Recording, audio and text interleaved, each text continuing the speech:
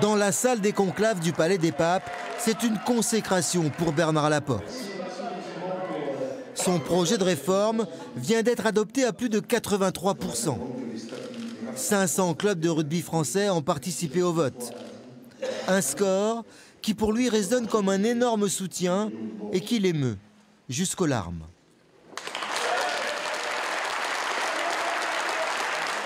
Bernard Laporte, accusé par certains de favoritisme envers le club de Montpellier et de collusion avec son président milliardaire, Moed Altrad. Et quelquefois, ces appels incessants, des fois, dans mes cauchemars, pas dans mes rêves, je me dis peut-être que ça aurait dû rester dans le monde professionnel. Jamais. J'aurais gagné beaucoup d'argent. Jamais.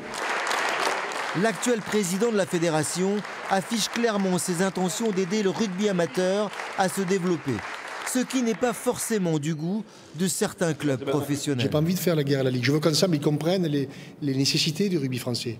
Pourquoi on a perdu 12 000 licenciés? Pourquoi notre équipe de France ne gagne plus? Ce sont des questions qui interrogent tout le monde.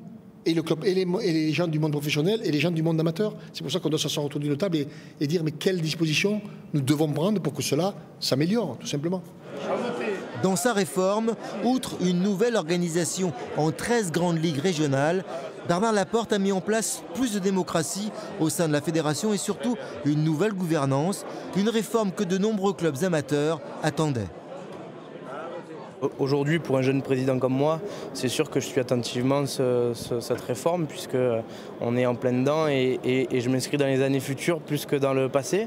Maintenant, une réforme indispensable, je le pense. Le rugby amateur avait largement besoin d'être défendu, que beaucoup de clubs mettent la clé sous la porte.